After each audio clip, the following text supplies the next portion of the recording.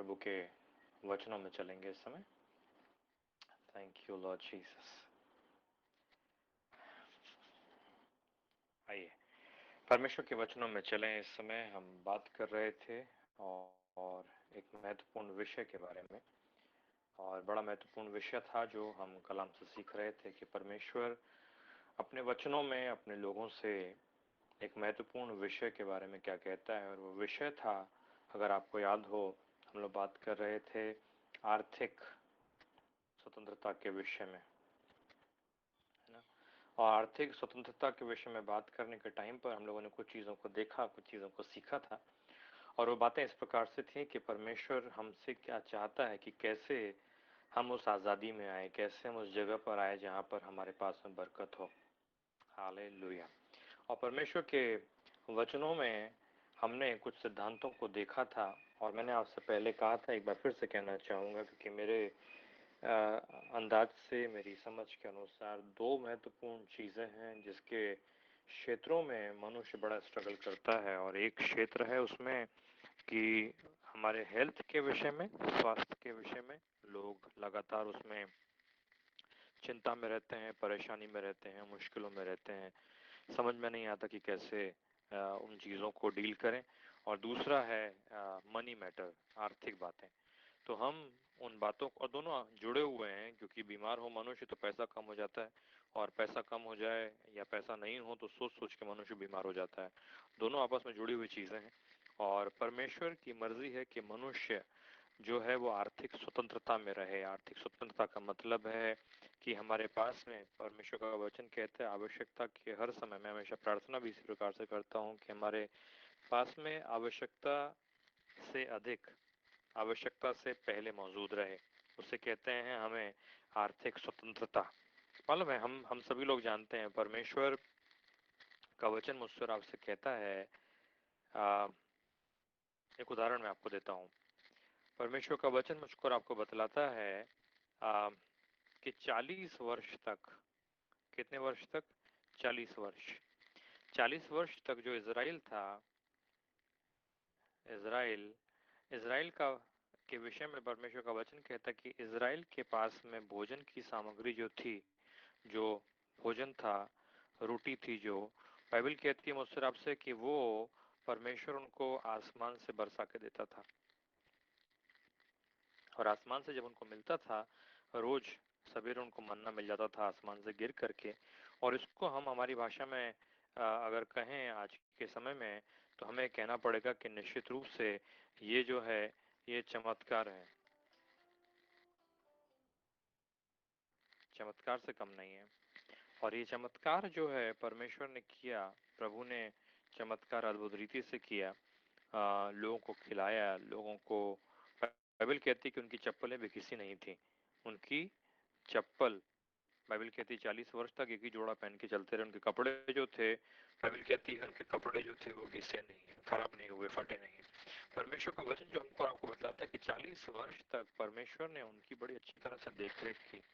बहुत ही अच्छी तरह से परमेश्वर ने उनको 40 वर्ष तक खिलाया, पिलाया, संभाला। बाइबल कहती है कि पिता जैसे बच्चों पर दया करता है वैसे लेकर के चला। बाइबल कहती है जैसे हस्बैंड अपनी वाइफ को संभालता है, बाइबल कहती है वैसा परमेश्वर ने इज़राइल को लेकर के चला। ये अच्छी चीज़ है। इसको कहते हैं कि परमेश्वर के लोग जो हैं, परमेश्वर के चुने हुए जो लोग हैं, हम लोग कह रहे हैं वे लोग चमत्कार रोज, एक दिन का नहीं, रोज, प्रत्येक दिन परमेश्वर के इन लोगों ने स्वर्ग से चमत्कार को होते देखा। एक जीवन है ये, और उसके लिए परमेश्वर का धन्यवाद हो। दूसरा जो मैं आपसे कहना चाहता हूँ वो ये, मैं अभी कुछ, हम लोग हमारे फैमिली में हम लोग उत्पत्ति किताब को पढ़ रहे हैं, और परमेश्वर के वचनों में उत्पत्ति किताब में एक बड़ा अच्छा सा जिक्र है, और वो जिक्र है यूसुफ के दिनों में मिस्र के विषय में क्या हुआ था। आप में से बहुत से लोगों ने पढ़ा होगा मिस्र में, मिस्र, हाँ मिस्र, ऐसा इजिप्ट, मिस्र में क्या हुआ था। परमेश्वर का वचन कहता है कि यूसुफ ने 7 वर्ष, जब जब 7 वर्ष, कितने वर्ष? 7 वर्ष, परमेश्वर का वचन कहता है जब अच्छे से फसल हो रही थी, अच्छे से जब बारिश हो रही थी, जब अच्छे से सब चीज़ें हो रही थी, परमेश्वर का वचन कहता है कि मिस्र में एक भविष्यवाणी दी गई थी कि 7 वर्ष तक बाइबल कहती है क्या होगा। जिन्होंने नहीं पढ़ा उनके लिए बता रहा हूँ मैं। 7 वर्ष वो कहता है बहुतायत के होंगे, और फिर उसने कहा कि 7 वर्ष जो है उसके बाद में वो कहता है कि 7 वर्ष जो है वो अकाल के होंगे, मतलब सूखा पड़ेगा। तो 7 वर्ष अकाल, 7 वर्ष बाइबल कहती है कि बढ़िया से खाने को मिलेगा, बहुतायत होगी, अच्छी फसल उगेगी, अच्छा भोजन मिलेगा, पौधे अच्छे से आएंगे, अनाज अच्छे से होगा, और उसके बाद में 7 वर्ष अकाल का आएगा। भी सोचने वाली बात है। परमेश्वर का वचन कहता है कि उन दिनों में तो यूसुफ को परमेश्वर ने इस बात की समझ दी थी कि क्या होगा, क्या होने वाला है। और बाइबल कहती है यूसुफ को उस समय जो इजिप्ट था, मिस्र, इजिप्ट के राजा ने बोला कि तू मालूम है क्या बनेगा। वो कहता है तू प्रधानमंत्री बन जा। ओके, अभी प्रधानमंत्री यूसुफ बन गया। परमेश्वर का वचन कहता है कि यूसुफ ने 7 वर्ष तक हर बार कुछ ना कुछ जो भी फसल हुई, उसने थोड़ा थोड़ा थोड़ा थोड़ा थोड़ा थोड़ा थोड़ा थोड़ा जोड़ जोड़ के, मुझे पता नहीं कितना राउंड लगा दिए मैंने, परंतु जोड़ जोड़ करके परमेश्वर का वचन कहता है कि यूसुफ ने मालूम है मिस्र में अनाज के बोरे पर बोरे, बोरे पर बोरे, बोरे पर बोरे इतने भर के रख लिए। बाइबल कहती है कि इतना हो गया, हर शहर के पास में जो गोदाम उसने बनाए थे इतना हो गया कि फाइनली उसने हिसाब रखना छोड़ दिया कि कितना हो गया। परमेश्वर का वचन कहता है मुझसे और आपसे कि उसने हिसाब रखना छोड़ दिया, उसने इतना जमा कर लिया। अब परमेश्वर का वचन कहता है कि अकाल हुआ। अभी आप ध्यान से सुनिए मेरी बात। एक तरफ है चमत्कार जो मिस्र ने देखा, मिस्र ने नहीं देखा, इजराइल ने देखा मिस्र से जब निकले थे, एक है ये। दूसरी परिस्थिति है मिस्र में यूसुफ के दिनों में, दूसरी परिस्थिति है। क्या परिस्थिति? परमेश्वर का वचन कहता है यूसुफ के दिनों में इतना अनाज भर लिया गया था कि गोदाम में इतना अनाज था, उनको उनके लिए भी काफी था, और उनके अड़ोस पड़ोस के जो लोग थे, जो भी आता था उनके पास में देने के लिए था। और यहाँ पे रोज सवेरे उठो, आसमान से गिरा है, जाओ बटोर लो, ले आओ खा लो। उसके बाद में अगले दिन फिर बाहर निकलो, आसमान से गिरा है, फिर उठा लो, फिर ले लो, फिर खा लो। अगले दिन फिर बाहर जाओ, तंबू से बाहर निकलो, अनाज बाहर पड़ा हुआ है, ले लो। एक ये परिस्थिति है, चमत्कार है परमेश्वर के। और प्रेज द लॉर्ड परमेश्वर के चमत्कारों के लिए जो परमेश्वर हमारे जीवनों में करता है, हमारी ज़रूरतों को जब वो पूरा करता है, मुझको और आपको अद्भुत रीति से स्वर्ग से दे करके चलाता है। मेरे जीवन की कठिनाइयों के समय में, मुश्किलों के समय में, परेशानियों के समय में परमेश्वर ने हमारे परिवार को चलाया। हम खुद आश्चर्य करते हैं कि कैसे परमेश्वर ने चलाया, लेकिन परमेश्वर ने हमारी ज़रूरतों को पूरा किया। कहीं कहीं से हमारे लिए इंतज़ाम हो जाता था कि हमारे पास में कुछ ना कुछ ज़रूरत, इच्छा के अनुसार नहीं कि जो मर्जी आया नहीं खा सकते थे, लेकिन रोटी और दाल ज़रूर मिल जाती थी कि हम लोग खा के रह सकते थे। लेकिन परमेश्वर का वचन कहता है यूसुफ के दिनों में इतना हो गया, इतना सब कुछ मिल गया कि बाइबल कहती है कि पड़ोस के देश, पड़ोसी देश से, देशों से लोग आते थे और आकर के अनाज खरीदते थे। अभी आप मुझे बताइए, चमत्कार नहीं है कुछ भी। यूसुफ के दिनों में जो हुआ है, यूसुफ के दिनों में जो हुआ है, कि मैं आपसे कह रहा हूँ ध्यान से समझिए, जो यूसुफ के दिनों में हुआ है, जो यूसुफ ने किया है, यूसुफ का जो था समय, यूसुफ ने जो भी काम किया है, यूसुफ ने जो काम किया उसको आप चमत्कार नहीं कह सकते। चमत्कार नहीं था, वो चमत्कार नहीं था। जो यूसुफ ने किया है, आज की भाषा में उसको बोलेंगे तो उसको बोलेंगे मैनेजमेंट था। मैनेजमेंट कैसे हुआ? मैनेजमेंट जो था वो परमेश्वर की बुद्धि से किया गया। परमेश्वर की बुद्धि से उसने चीजों को संभाला। परमेश्वर की बुद्धि से उसने उसने चीजों की रखवाली की। परमेश्वर की बुद्धि से उसने चीजों को चलाया। मैं और आप जो बात कर रहे हैं परमेश्वर की बुद्धि को लेकर के जब यूसुफ ने उसे परिस्थिति के ऊपर में लगाया, वर्तमान की जो परिस्थिति थी और भविष्य में जो हो सकता है समझ करके जो लगाया उसने परमेश्वर की बुद्धि को, तो उसने चीजों को मैनेज किया। उसके लिए परमेश्वर ने आसमान से मिस्र में अनाज दे रहा था और बाकी विदेश में नहीं था, ऐसा नहीं था। सभी जगह पर अकाल पड़ा हुआ था। लेकिन चूंकि यूसुफ ने चीजों का प्रबंधन, मराठी में वर्ड है क्या मुझे पता नहीं, हिंदी में शब्द मैनेजमेंट को कहते हैं प्रबंधन। आपको मालूम है प्रबंधन मराठी में है क्या ये वर्ड? मीनाथ, वर्ड है ये, किसी को पता है? प्रबंधन, मैनेजमेंट, समझा ये वर्ड? हाँ, ये वर्ड है, नहीं है, नहीं पता? ओके, कोई बात नहीं। परमेश्वर का वचन जो मुझसे आपसे कह रहा है वो ये कह रहा है यहाँ पर कि यूसुफ ने चीजों को, परिस्थिति को, रिसोर्सेस को, ध्यान दीजिए जो मैं आपसे कह रहा हूँ, यूसुफ ने जो, ध्यान दीजिए, समय था एक चीज, दूसरी चीज थी रिसोर्सेज, मतलब चीजें। रिसोर्सेज को क्या कहेंगे मुझे पता नहीं हिंदी में, लेकिन जो भी वस्तुएं थी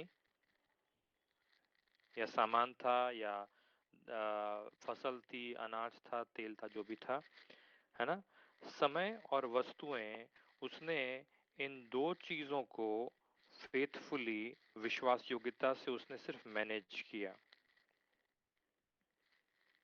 उसने सिर्फ इन चीजों को, जो हम लोग बात कर रहे हैं, उसने इन चीजों को संभाला।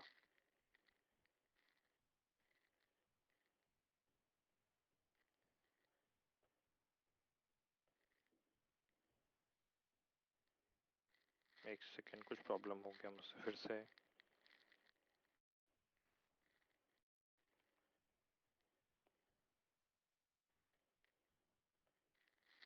तो एक सेकेंड, टूल्स काम नहीं कर रहे यहाँ पे मेरे से कुछ तो भी।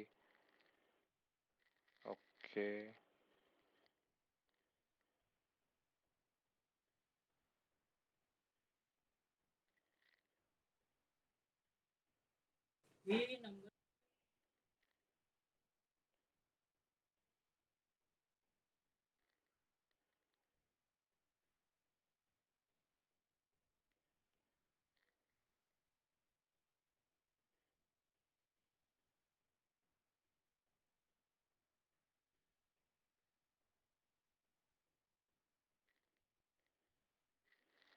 एक सेकेंड दीजिए, मुझसे कुछ गड़बड़ हो गया इस टूल में।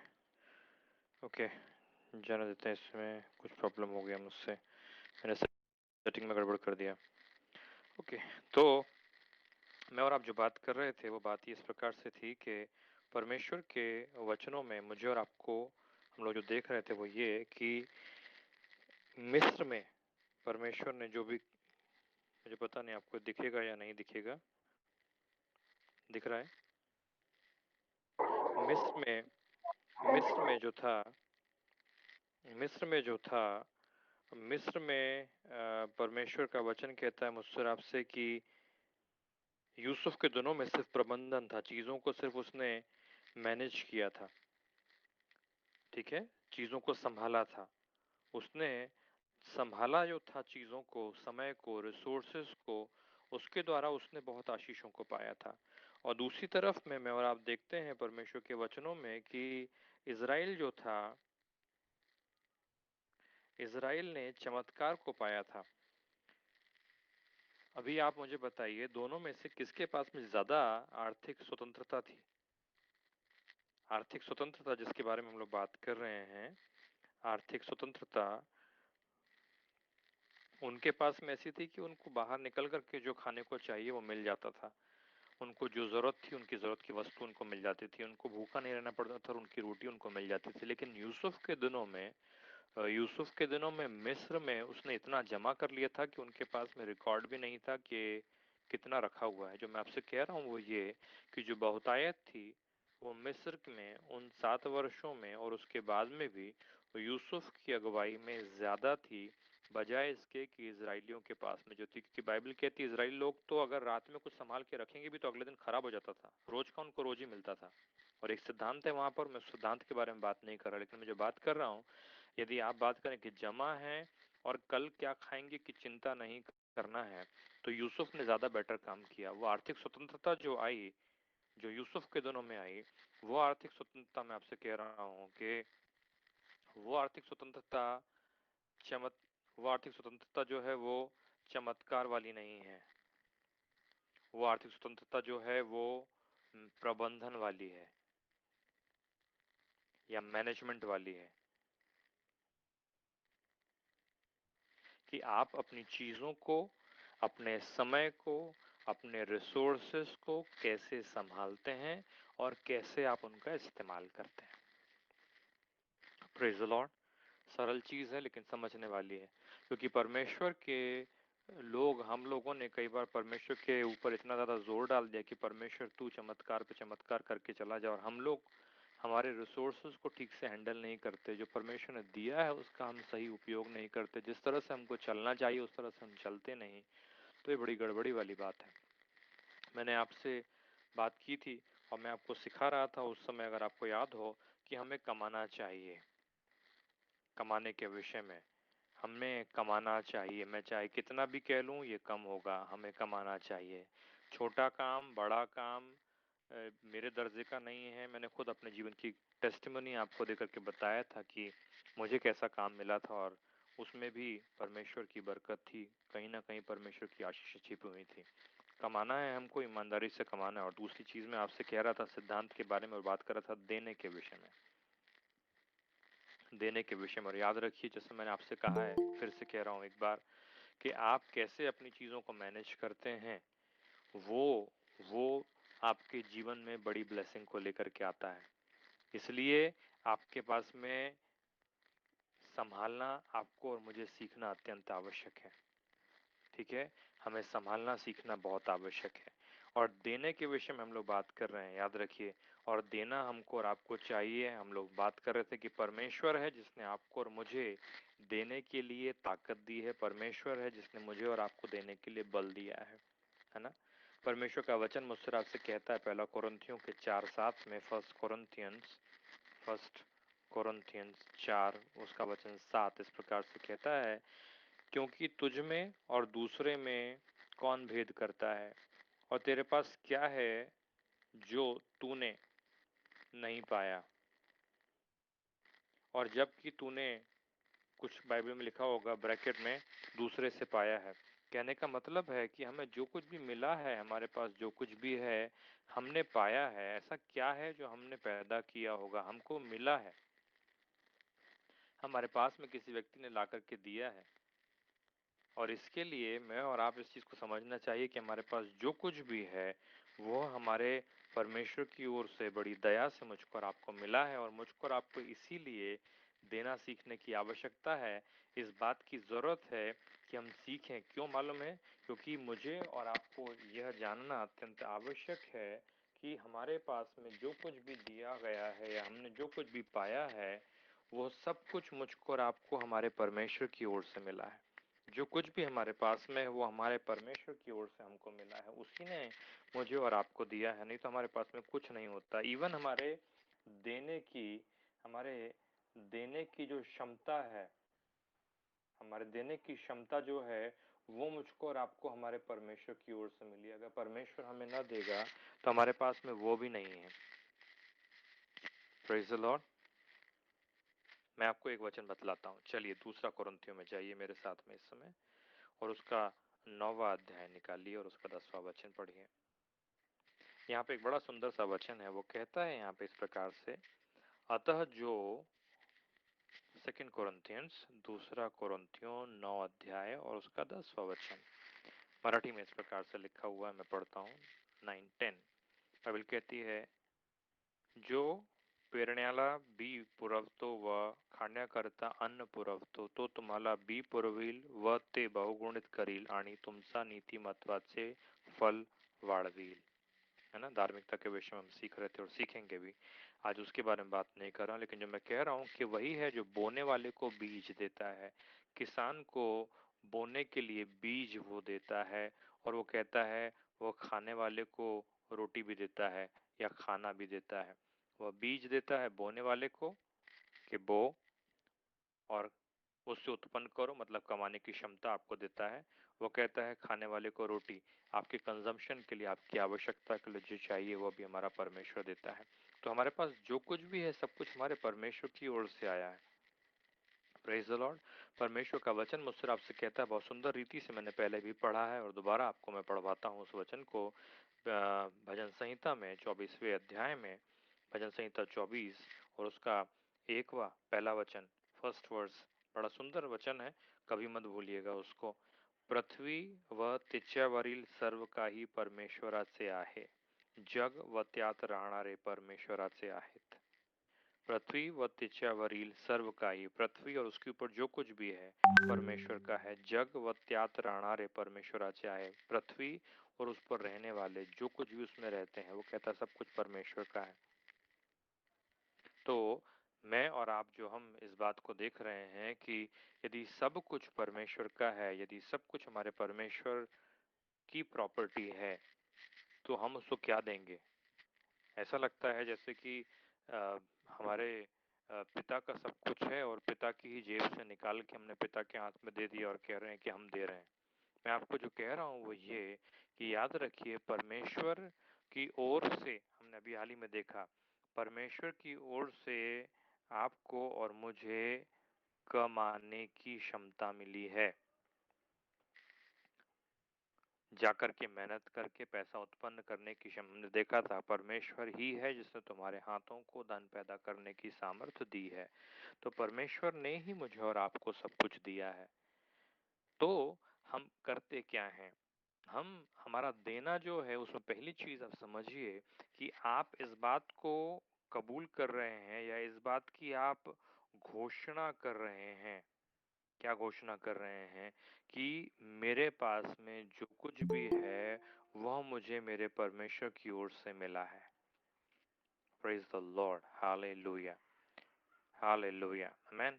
याद रखिए, आपके और मेरे पास में देना जो है, देने का, आप में से कितने लोगों ने, मैंने आपको बताया भी था, मुझे बाइबल कहती है कि एक आदमी था, खेत था उसका, उसने बड़ा उसमें दाख की बारी लगाई, बाइबल कहती है, और उसके बाद में चला गया कुछ लोगों को भाड़े पर देकर के, और उसके बाद में उसने अपने सेवकों को भेजा कि कुछ फल ले लें। और उस नौकरों ने देखा कि जिन लोगों के पास में उसने खेत दिया था किराए पर, उन्होंने देखा कि कोई आ रहा है नौकर, उसने उसको मारा पीटा, भेज दिया, कुछ दिया नहीं। फिर दूसरे को उसने भेजा कि जाकर के कुछ फल लेके आओ, मेरी फसल है, मेरा खेत है, मेरी प्रॉपर्टी है, मेरे पौधे हैं। लेकिन उन्होंने दूसरे को भी मारा और भेज दिया। ऐसा करते करते वो कहता, लास्ट में उसके पास बेटा बचा था, उसने बेटे को भेजा, बेटे को उसने मार दिया, बोला कि अरे यही तो प्रॉपर्टी का मालिक है, इसको भी मार देते। यीशु मसीह किसी और सिद्धांत को सिखा रहा था, मैं उस सिद्धांत के बारे में बात नहीं कर रहा, लेकिन जो मैं आपसे बात कर रहा हूँ वो ये कि जब मालिक है कोई सब चीज का, जब खेत उसका है, खेत के पौधे उसके हैं, जब हर पौधे के अंदर लगा हुआ अन्न उसका है, सारी पृथ्वी यहोवा की है, याद रखिए, और जो कुछ उसमें है सब कुछ उसी का है। पृथ्वी पर रहने वाला हर एक प्राणी भी उसी का है। जब सब कुछ उसका है, तो वो खेत के मालिक ने अपने सेवक को भेजा था कि जाकर के कुछ कुछ सामग्री जो उत्पन्न हुई मेरे खेत में से वो लेकर के आओ। कहने का मतलब है कि उसका है, उसका है, और चूंकि उसका है इसलिए वो उसमें से थोड़ी सी आशा रख रहा था। मैं ऐसा नहीं कह रहा आप और मैं क्या देंगे परमेश्वर को, पर मालूम है, स्वर्ग में पैसे नहीं लगते, स्वर्ग में पैसे नहीं चाहिए, है कि नहीं? परमेश्वर को स्वर्ग में पैसे नहीं चाहिए, परमेश्वर को कुछ वस्तु नहीं चाहिए। बाइबल कहती है, वो कहता है कि पहाड़ और उस पर का हर एक जानवर मेरा है। वो कहता है मुझे भूख लगेगी तो मैं तुझसे मांगूंगा क्या? परमेश्वर का सब कुछ है। लेकिन जब मैं और आप, हमारे देने की बात आती है, तो हम उसमें जो चीज को सीखते हैं, जो हम उस बात को समझते हैं, मालूम है, वो ये कि हम इस बात का इकरार करते हैं कि परमेश्वर है। मतलब हम लोग क्या करते हैं, हम लोग परमेश्वर चीजों का सोता है या परमेश्वर स्रोत है हर ब्लेसिंग का। बाइबल कहती है कि हर एक अच्छी और भली वस्तु हमें हमारे परमेश्वर की ओर से मिलती है, जो परछाई के समान। वो कहता है it doesn't change like the shifting shadow, वो कहता है परछाई के समान वो बदलता नहीं। परमेश्वर सब चीजों का मालिक है और इसके लिए हम जब कभी भी देने के लिए अपने हाथ को उठाते हैं, जब कभी हम देने के लिए हमारे हाथ को खोलते हैं, हम इस बात की घोषणा कर रहे होते हैं कि सब कुछ जो है, मालूम है, वो हमारे परमेश्वर का है, हमारे परमेश्वर की ओर से हमको और आपको मिलता है। Praise the Lord. और ये बहुत इंपॉर्टेंट और महत्वपूर्ण चीज है हमारे लिए सीखने की, नहीं तो हम लोग इस चीज को मिस कर जाएंगे। प्रेज द लॉर्ड, है ना। परमेश्वर हमें चाहता है कि हम सीखें कि परमेश्वर की ओर से मुझको और आपको सब कुछ मिला है। परमेश्वर सोता है। ऑफ कोर्स हमने पिछले सप्ताह में, पिछले बार जब हम लोग बात कर रहे थे, मैंने आपको बतलाया था कि जब हम देते हैं, जब हम लोग दान देते हैं, जब हम लोग भेंट देते हैं, जब हम लोग देते हैं, तो मालूम है परमेश्वर का वचन मुझको और आपको सिखाता है कि हमको उससे क्या मिलता है, वृद्धि मिलती है। और उसके लिए परमेश्वर का धन्यवाद हो। लेकिन जो मैं आपसे कह रहा हूँ, जब आप देना सीखते हैं तो आप एक्चुअली परमेश्वर सब बातों का स्रोत है करके, आप मालूम है परमेश्वर स्रोत है, प्रभु की ओर से मुझको और आपको मिलता है।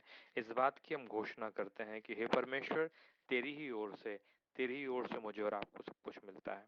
जरा जाइए लय व्यवस्था की किताब में, लय व्यवस्था की किताब में 27वां अध्याय खोलिए।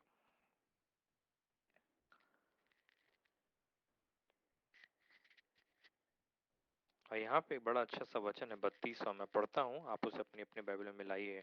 और गाय बैल और भेड़ बकरियां, अर्थात जो जो पशु गिनने के लिए लाठी के नीचे से निकल जाने वाले हैं, उनका दशमांश, अर्थात 10-10 पीछे एक एक पशु यहोवा के लिए पवित्र ठहरे। याद रखिए, 10-10 पीछे एक एक पशु यहोवा के लिए पवित्र ठहरे। मालूम है, जो मैं आपसे बात कर रहा हूँ, हम लोगों के पास में भेड़ नहीं है, बकरी नहीं है, बैल नहीं है, गाय नहीं है, लेकिन परमेश्वर के वचन में एक सिद्धांत है कि 1 2 3 4 5 6 7 8 9 10। ओके, अगर अगर 10 जानवर वो कहता है तुम्हारे हैं, या तुम्हारे पास में हैं, या तुमको तुमको मिले हैं, तो वो कहता है इस इन इन 10 जानवर में से, वो कहता है ये जो था, वो कहता है ये मेरा है। परमेश्वर का वचन ये सिखा रहा है। वो कह रहा है कि उस 10 में से एक मेरा है। और इस सिद्धांत को परमेश्वर के वचन में एक नाम दिया गया है। परमेश्वर के वचन में इस सिद्धांत का नाम है, इसको अंग्रेजी में कहते हैं टाइद। इसे कहते हैं परमेश्वर के वचनों में, जो इसका इसका नाम आया है, उसे हिंदी में कहते हैं दशमांश। परमेश्वर का वचन कहता है कि दशमांश, दशमांश मतलब क्या होता है, दशमांश मतलब होता है 10%, 10%। 10% को कहते हैं कि वो दशमांश है। ठीक है, समझ में आया आपके जो मैं आपसे कह रहा हूँ।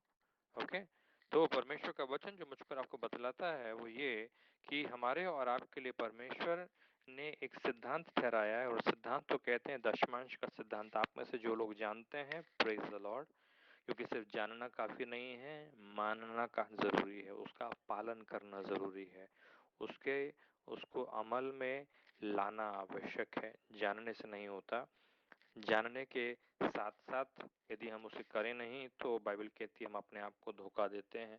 और हमें से कोई नहीं चाहता कि हम अपने आप को धोखा दें, लेकिन हम कई बार धोखा देते हैं अपने आप को भी और परमेश्वर को भी। परमेश्वर का वचन मुझसे आपसे इस विषय में कहता है बहुत क्लियरली, बहुत सुंदर रीति से। अगर आप चले मलाकी किताब में, मलाकी किताब के 3रे अध्याय में वो वचन है।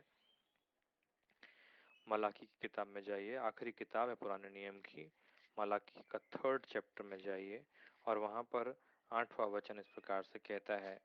बाइबल कहती है, देखिए, क्या मनुष्य परमेश्वर को धोखा दे सकता है? बहुत बड़ी चीज है।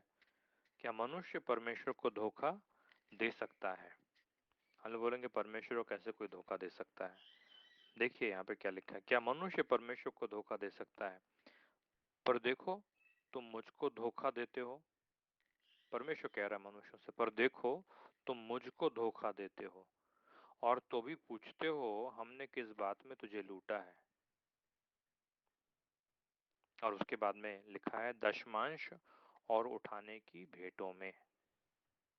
दशमांश और उठाने की भेंटों में मालूम है, परमेश्वर का वचन यहाँ पे कहता है कि लोग धोखा देते हैं अपने आप को जब हम परमेश्वर के वचन को जानते हैं और उस पर चलते नहीं।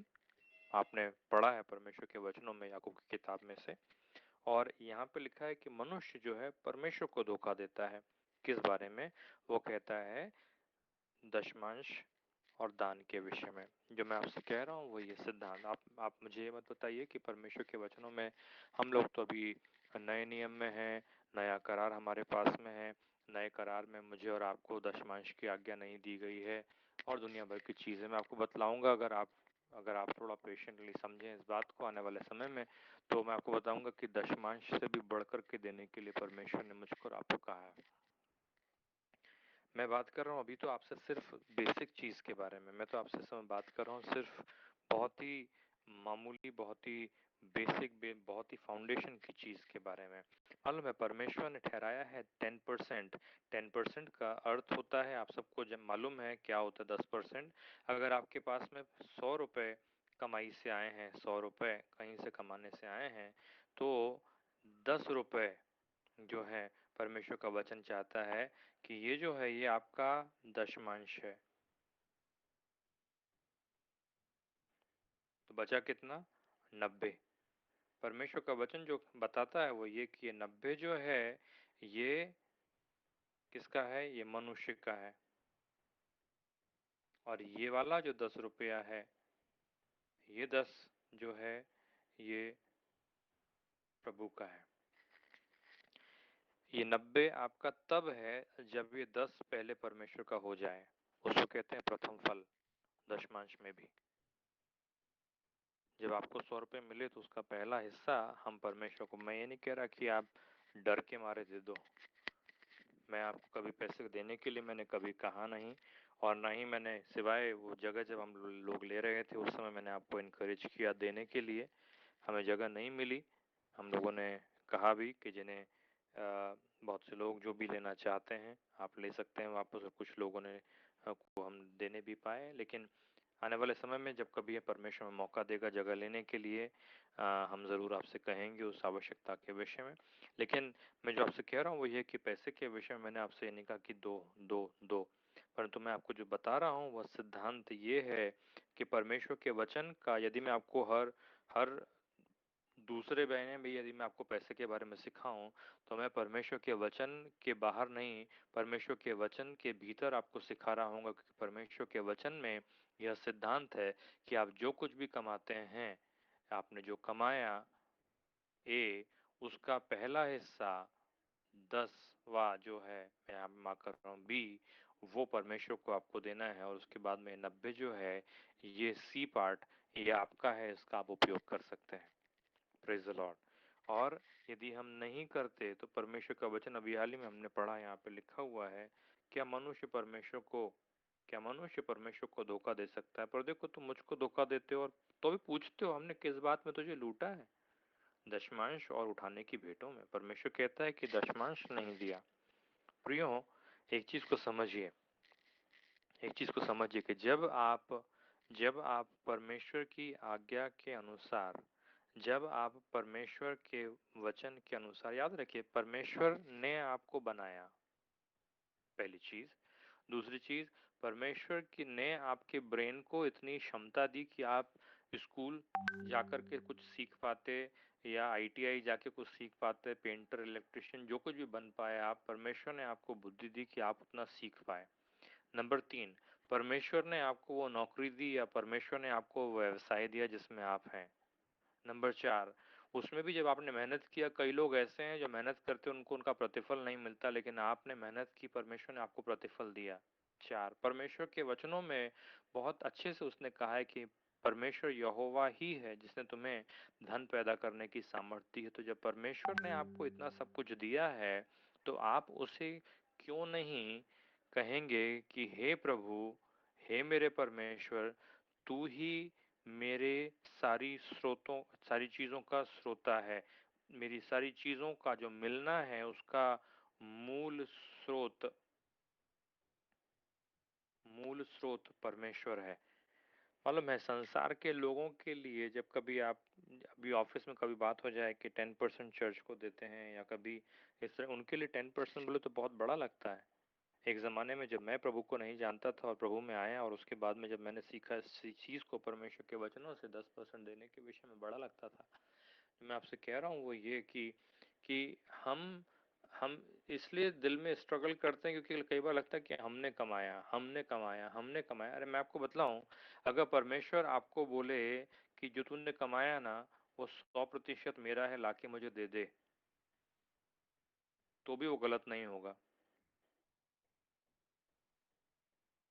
क्योंकि याद रखिए पहला आदम जिसने अदन के बगीचे में काम करना शुरू किया था, परमेश्वर ने उसकी सैलरी नहीं बांधी थी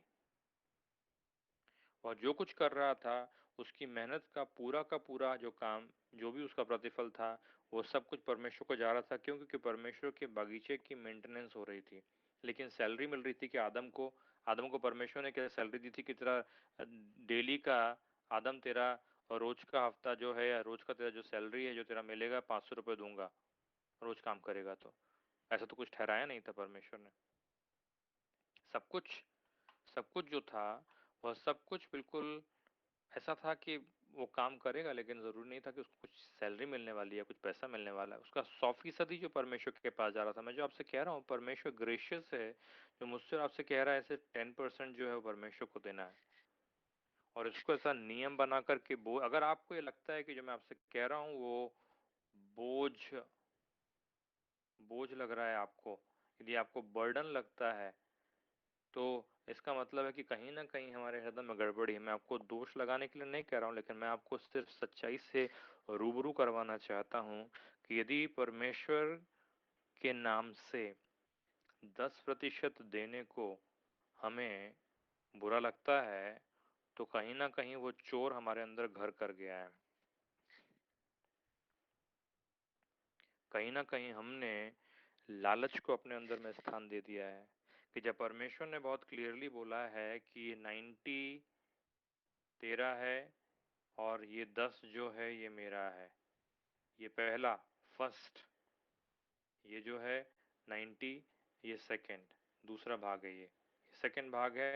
ये 10 जो है ये पहला भाग है। ये 10 को जब उसने कहा कि परमेश्वर ने कहा मेरा है, तो हम कैसे उसको हाथ लगा दें? Praise the Lord. याद रखिए परमेश्वर मुझको और आपसे अपेक्षा रखता है, आशा रखता है, वचनों में क्लियर दिया है। मालूम है परमेश्वर का वचन कहता है, दशमांश का जो सिद्धांत है इतना पुराना है कि इवन उत्पत्ति के किताब में है। बाइबल मुझसे आपसे कहती है कि जो क्या कहते हैं मेल्कीजेदेक था, मेल्कीजेदेक ने जब आकर के अब्राहम के साथ में मुलाकात की, जब परमेश्वर का वचन मुझको आपको बतलाता है कि आकर के उसने परमेश्वर के दास परमेश्वर के जन अब्राहम के साथ में उसने मिला मुलाकात की। जब वो लेकर के आया वाइन, एंड बाइबल कहती है मुझसे आपसे कि कप लेकर के आया, रोटी लेकर के आया, तो परमेश्वर का वचन मुझको आपको कहता है कि उसने लूट के उसमें से उसे अपना 10th दिया। उसे अपना क्या दिया उसने? उसने अपना 10th दिया। अगर आप जाएं मुझसे आपसे पढ़ने के लिए मैं कहूँगा कि उत्पत्ति की किताब में जाए 14 अध्याय में, वहाँ पर आप पढ़ेंगे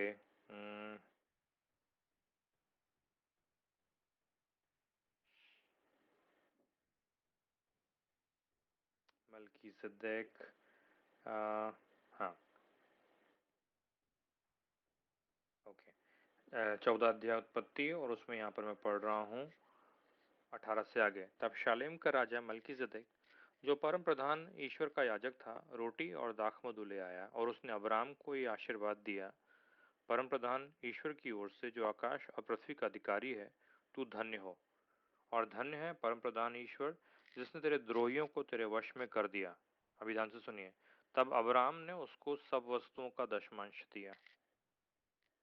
तब अब्राहम जब जब उत्पत्ति किताब में लिखी गई है ना, तब पुराना नियम नहीं चल रहा है, पुराना नियम नहीं था।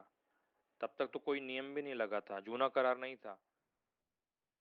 नया नियम तो छोड़ दो, नवा करार तो था ही नहीं, जूना करार भी शुरू नहीं हुआ था। क्योंकि जूना करार तब शुरू हुआ जब मूसा आया।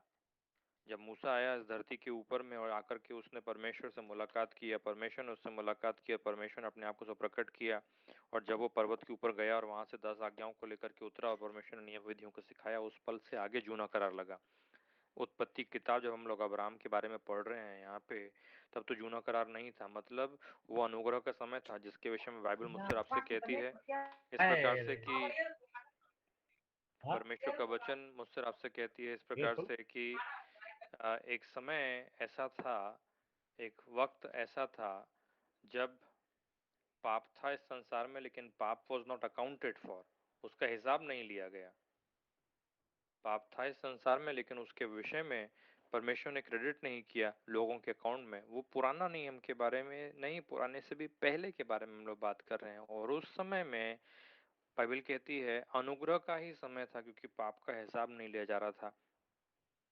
परमेश्वर का वचन कहता है उस समय अब्राहम ने अपने लूट का या जो भी कमा करके लाया था, या उसने जो कुछ भी जीता था, उसके जीत में से, जीत के सामान में से उसने दशमांश जो है परमेश्वर के दास को दिया। परमेश्वर का याजक था, मतलब आप कह लीजिए पास्टर था, याजक था, कलीसिया का प्रधान था, जो भी आप कहना चाहें शब्द कह लीजिए, मेल्कीसेदेक, जिसने परमेश्वर के नाम से आशीष के वचन अब्राहम के ऊपर में घोषित किए। बाइबल कहती है उसने वहां पर उसे दशमांश दिया। प्रियो, दशमांश को छोटी चीज मत जानिए। Praise the Lord. दशमांश को परमेश्वर ने न सिर्फ यहाँ पर प्रकट किया उत्पत्ति किताब में, यदि आप आगे जाएंगे अनुवाद की किताब में, मतलब व्यवस्था विवरण की किताब में, उसके 14 अध्याय में आप जाइए मेरे साथ में, और वहां पर भी 23वें वचन में लिखा हुआ है। देखिए कि जब जब जब परमेश्वर का भवन नहीं था, तब अब्राहम ने दशमांश दिया। और बाद के समय के विषय में वो कह रहा था मुझसे आपसे, देखिए वो कहता है 23वां वचन 14 अध्याय अनुवाद की किताब, और जिस स्थान को तेरा परमेश्वर यहोवा अपने नाम का निवास ठहराने के लिए चुन ले, और उसमें अपने अन्न और नए दाखमधु और टटके तेल का दशमांश और अपने गाय बैलों और भेड़ बकरियों के पहलौठे अपने परमेश्वर यहोवा के सामने खाया करना, जिससे तुम उसका भय नित्य मानना सीखो। वो कह रहा है कि एक समय आएगा जब परमेश्वर अपना नाम एक शहर पर रखेगा, यरूशलेम की तरफ इशारा था। जब वहां पर परमेश्वर का भवन होगा या परमेश्वर की आराधना का वो सेंटर पॉइंट बनने पाएगा, वो कहता है वहां पर तुम अपने दशमांश लेकर के आना। Praise the Lord, praise the Lord. और ये था, मैंने आपको बतलाया इस समय, मालूम है आपको क्या बतलाया? मैंने आपको बतलाया कि जब जब पुराना नियम नहीं था, ठीक है, मैंने आपको क्या कहा? पुराना, एक सेकेंड एक सेकेंड, पुराने नियम से पहले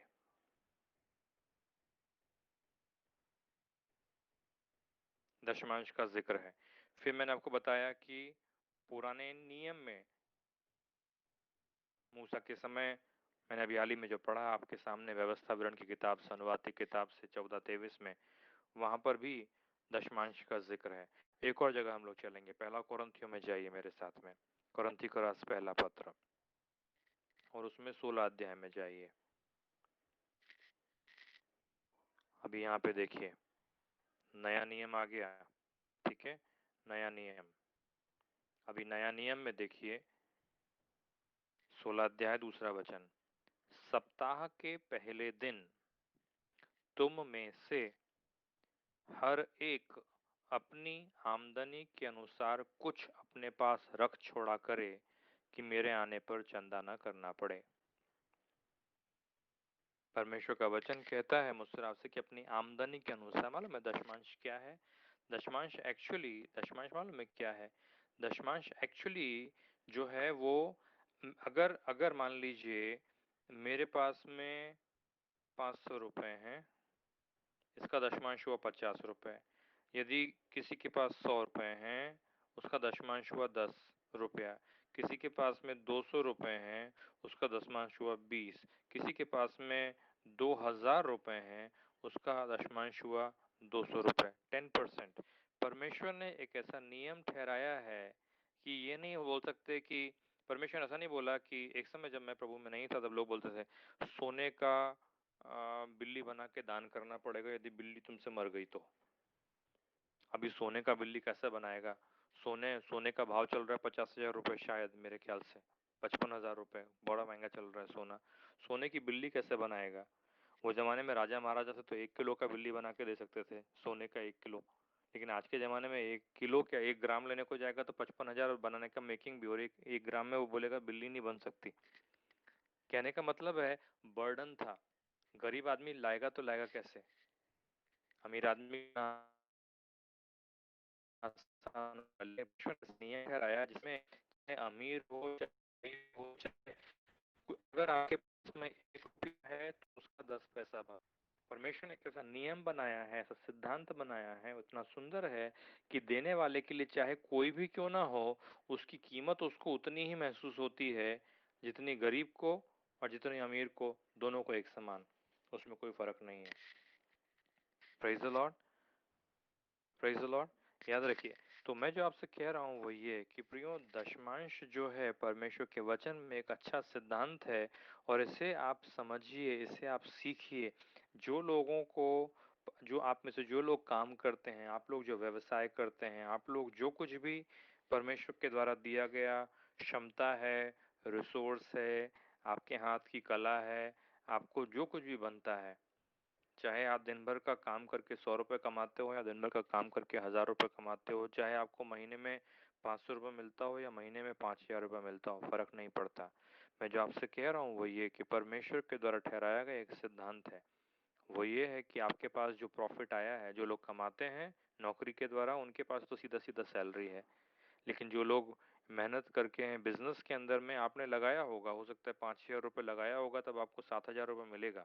तो आपका 7,000 माइनस 5,000, 2,000 जो आया है, जो 2,000 के ऊपर में समझा आपने 5,000 रुपये आपने प्रिंसिपल लगा करके आपने काम करना शुरू किया और आपको 7,000 रुपया मिला। इन दोनों के बीच का डिफरेंस होता है 2,000 रुपया। ये 2,000 रुपये के ऊपर में 10% जो है, मतलब 200 रुपये, ये आपका टाइद है, ये आपका दशमांश है। परमेश्वर के वचन से इन बातों को सीखिए। परमेश्वर के कलाम में इस सिद्धांत को जो परमेश्वर ने दिया है, ये ज़रूरी है कि इसका आप पालन करें, ताकि आप अपने जीवन में, हम जो बात कर रहे थे, याद रखिए क्या बात कर रहे थे? आर्थिक स्वतंत्रता, आर्थिक स्वतंत्रता का अनुभव करने पाए। याद रखिए। और मैं इसलिए नहीं कह रहा हूँ कि आप इसलिए करते रहें ताकि आपका जीवन में फ़ायदा हो। मैं आपको आपके फ़ायदे के लिए नहीं सिखा रहा हूँ, मैं इसलिए सिखा रहा हूँ कि याद रखिए, परमेश्वर ऐसा चाहता है कि परमेश्वर का सब कुछ है, इस बात को समझकर जब आप देते हैं, आप इस बात को एक्नॉलेज करते हैं कि परमेश्वर ही मेरे जीवन में हर रिसोर्सेज, हर वस्तु, हर चीज़ का सोता है, स्रोत है, उसी की ओर से मुझे मिलता है। जो लोग दशमांश देने में चूक जाते हैं, या जो लोग जानबूझ करके दशमांश नहीं देते हैं, वो ये कह रहे हैं कि, मालूम है क्या कह रहे हैं? वो कह रहे हैं मैंने कमाया, मैंने बनाया। और मालूम है इसे कहते हैं गर्व। और बाइबल मुझसे आपसे कहती कि परमेश्वर घमंड का तो विरोध करता है, लेकिन अनुग्रह किस पर करता है? वो कहता है जो नम्र होते हैं। ये जो लोग दशमांश देने में कतराते हैं, या हमें बोझ लगता है, या हमको तकलीफ लगती है, या लगता है कि ये नहीं यार बहुत ज़्यादा बोल दिया, ऐसा थोड़ी ना होता है। मालूम है हम लोग कह रहे हैं कि हमने कमाया, हमने इतना कमाया, इतना मेहनत किया है, 10% क्या परमेश्वर को दे देंगे? मालूम है आप गर्व में जा रहे हैं। लेकिन जब आप दशमांश देने में दिल के से अच्छे से देते हैं, मैंने आपको पिछले सप्ताह में सिखाया था, God loves a cheerful giver. मालूम है आनंद से देने वाले से परमेश्वर कैसे होता है? बाइबल कहती है प्रसन्न होता है ना? दूसरा कुरिन्थियों में लिखा हुआ, मुझसे आपसे बाइबल कहती है 9 अध्याय का 7वें वचन में कि परमेश्वर आनंद से देने वाले से क्या होता है? प्रसन्न होता है। जो व्यक्ति देता है दशमांश, वो कहता है, मालूम है क्या, कि मैंने सब कुछ, मालूम क्या किया? मैंने प्रभु से पाया। आप सोचिए आपको कौन से कैटेगरी में रहना है? आप अपने जीवन के विषय में निर्णय कीजिए कि आपको ये कैटेगरी में रहना है, प्रभु से पाया वाले कैटेगरी में, या आपको ये वाली कैटेगरी में रहना है कि मैंने कमाया, मैंने बनाया, मैंने उत्पन्न किया, मेरी मेहनत से मैंने इतना किया। जो व्यक्ति दशमांश देने में ढिलाई नहीं करता, जो व्यक्ति दशमांश देने के लिए उत्सुकता से साथ-साथ में आतुरता और आनंद के साथ में देता है, वो व्यक्ति एक्चुअली कह रहा है दिल की गहराई से कि हे प्रभु, तूने सब कुछ दिया है। तूने सब कुछ दिया है। जब आप उस जगह पर रहते हो कि हे परमेश्वर, तूने मुझे सब कुछ दिया है, याद रखिए वह चीज आशीष पाएगी ही पाएगी, वह वस्तु आशीष पाएगी ही पाएगी। लेकिन जब कभी आप उसको लेकर के बैठ जाएंगे, बोलेंगे मैंने कमाया, मैंने किया, क्यों दूं, मैंने बनाया, क्यों दूं, मैंने किया, क्यों करूं, मतलब जब कभी आप ऐसा करते हैं, मालूम में गड़बड़ी क्या होती है? गड़बड़ी ये होती है कि हे प्रियो, वह चीज, वह रिसोर्सेज, वो पैसा कभी आशीष नहीं पाता जो आपके हाथ में है।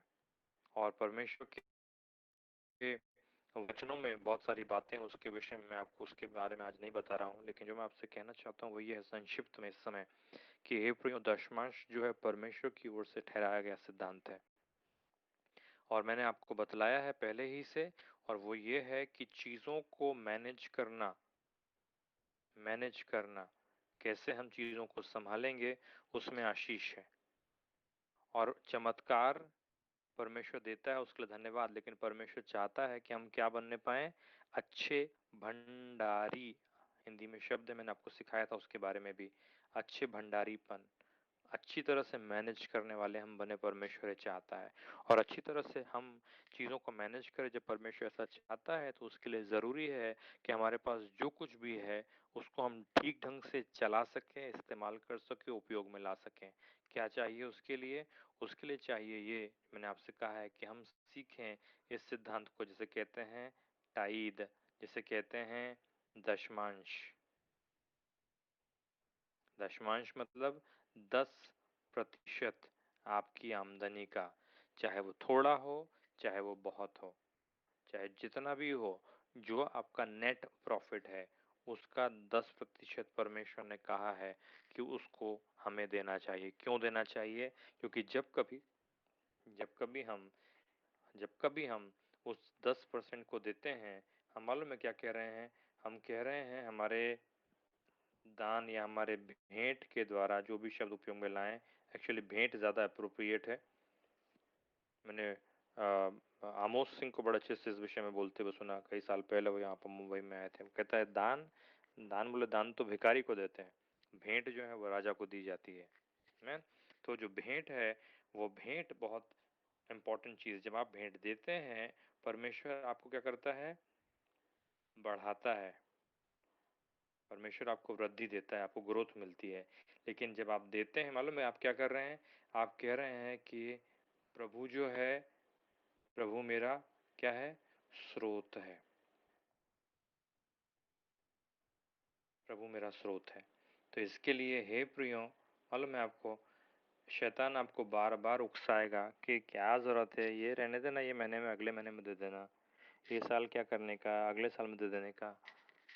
मालूम है, बहुत सारे ख्याल आएंगे, बहुत सारे खर्चे दिमाग में उठ के आएंगे, बहुत सारी चीज़ें दिमाग में उठ करके आएंगी कि अरे उसके लिए बचा ले, इसके लिए कर ले, इसके लिए रख ले, मालूम है। और हमें मालूम नहीं पड़ता कि हम कमाते जा रहे हैं, लेकिन आपको मालूम पड़ेगा बस नहीं होता। हम लोग कमाते जा रहे हैं लेकिन हमारे पास में पूरा नहीं पड़ता। हमारे पास में हम मेहनत करते चले जा रहे हैं, पसीना बहाते चले जा रहे हैं, लेकिन मालूम है हमको पूरा नहीं होता।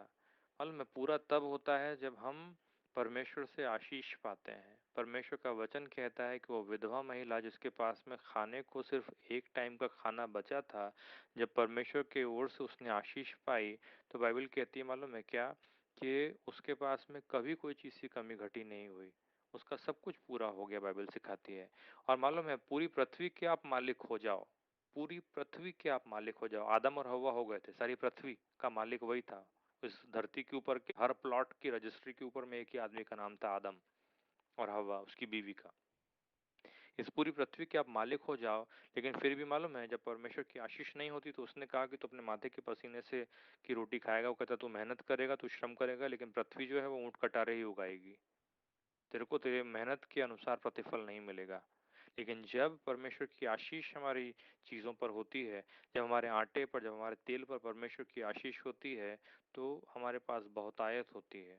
उस महिला का तो सब कुछ बच गया, मालूम है? उसका तो सब पूरा खानदान तर गया समझ लीजिए। उसके पास तो इतना हो गया कि उसका सब ऋण था, जितना उसके पास में लोन था, सब चुकता हो गया, उसके पास में बहुत पैसा हो गया।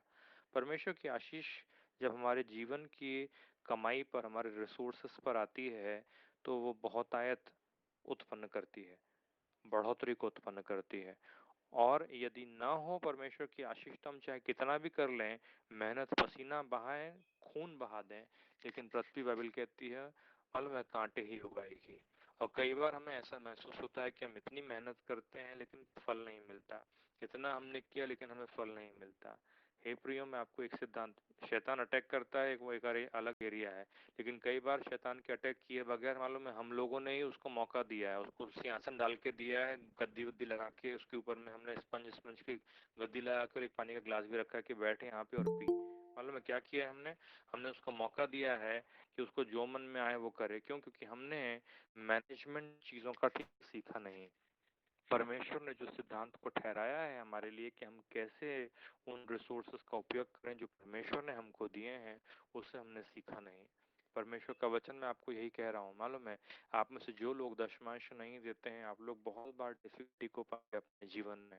मैं नहीं कह रहा कि परमेश्वर ने आपको श्राप दिया है या श्राप मिला है, मैं आपसे कह रहा हूँ कि यदि आप बरकत पाना चाहते हैं, यदि आप परमेश्वर की आशीषों को पाना चाह रहे हैं, यदि आप उस जगह पर आना चाहते हैं जहां पर तुम्हारी टोकरी आशीषित रहेगी, तुम्हारा खेत आशीषित रहेगा, तुम्हारा आटा गूंथने का जो बर्तन है वह भी आशीषित रहेगा, यदि आप ऐसी जगह पर रहना चाहते हैं तो प्रियो इस सिद्धांत को सीखिए कि आपको देने वाला बनना चाहिए, आपको दशमांश देने वाला बनना चाहिए। क्योंकि याद रखिए वो 10% जो है वो परमेश्वर का है, हमारे खुदा का है, हमारे प्रभु ने उसके ऊपर छाप लगाई है, उसने कहा वो मेरा है। Praise the Lord. याद रखिए वो मेरा है। परमेश्वर ने पुराने जमाने में पहलौठे का एक सिद्धांत ठहराया था कि यदि जानवर का पहला बेटा हो तो बोलता परमेश्वर का है, यदि वो चाहिए तो तुमको उसको छुड़ाना पड़ेगा, रिडीम करना पड़ेगा। परमेश्वर का है। आपने जो कमाया है उसका प्रथम फल, प्रथम 10%, फर्स्ट 10% परमेश्वर का है। बुरा मत मानिएगा मेरी बात का। और Oui, oui, और चल रही। मीटिंग, आप मेरी बात का बुरा मत मानिएगा, लेकिन जो मैं आपसे कह रहा हूँ वो ये कि परमेश्वर ने आपको देने वाला बनाया है। याद रखिए वो बोने वाले को बीज देता है, खाने वाले को रोटी देता है। और मैं आपको बताऊं, ध्यान से सुनिए जो आपसे कह रहा हूँ इस समय, यदि आप अपने बीज को खा जाओगे तो अगले साल क्या काटोगे? समझ में आया? यदि आप अपने बीज को खा जाओगे, परमेश्वर क्या करता है? परमेश्वर दो चीजें देता है आपको। परमेश्वर एक चीज देता है आपको बीज बोने का, दूसरा देता है आपको रोटी। हम रोटी तो खा ही जाते हैं, हम लोग खा लेते हैं मस्त, हमारे को मजा आ जाता है, हम लोग बहुत खुश हो जाते हैं। लेकिन यहाँ पे जब बीज की बात आती है, परमेश्वर बोलता है दो, तो हमारे को मालूम है ये क्या मांग लिया परमेश्वर ने, हम बोलते हैं। और यदि आप को देने में तकलीफ हो जाए, बीज बोने में यदि आपको तकलीफ हो जाए, मालूम है तो क्या होगा? आपके पास फसल नहीं होगा। और ऐसे स्ट्रगल को यदि हम नहीं चाहते कि हमारे जीवन में हमें फेस करना पड़े या उसका सामना करना पड़े, तो सिद्धांतों में मैंने आपको बतलाया था, एक सिद्धांत है क्या? कमाने का। दूसरा सिद्धांत मैं आपको आज सिखा रहा हूँ, पिछले सप्ताह भी सिखाया था, और वो है मालूम है देने का। देने वाले बनिए। इग्नोर मत कीजिए इस चीज को, इग्नोर मत कीजिए इस चीज को। परमेश्वर के वचन से या इस बात को सीखिए कि हमारा खुदा चाहता है कि आप बीज को बोना भी सीखें और रोटी को खाना भी सीखें। तो रोटी को खाइए, वो 90 जो है वो आपकी रोटी है, वो आपका बीज जो है वो आपका 10% है। अपने बीज को परमेश्वर के नाम की महिमा के लिए कि हे परमेश्वर तूने दिया है, तेरी ही ओर से मुझे सब कुछ मिला है। हे परमेश्वर, मालूम है मैं और वंदना हम लोग कई बार बैठ करके बात करते हैं, अधिकतर बात करते हैं कि हम लोग कहाँ, किस गांव की जगह से, कहाँ से हम लोग थे। हम लोग ऐसी जगह से थे जहाँ पे ना तो कोई अंग्रेजी जानता था ना तो कोई अंग्रेजी बोलता था। धनंजय पास्टर हमारे डोलत भाई जलाल ब्रदर गए भी हैं उन जगहों को, देखा है उन्होंने कैसी जगह है वो। ऐसे स्थानों से हम लोग थे। अभी तो बहुत डेवलप हो गया। हम लोग बात कर रहे हैं जब हम लोग उस जमाने में वहाँ रहते थे 90 के दशक में, जब छोड़ा हमने वो जगह, और भी गांव था और भी वहाँ पे बैलगाड़ियां ही घूमती थी। वहाँ पे ऑटो तक नहीं चलते थे।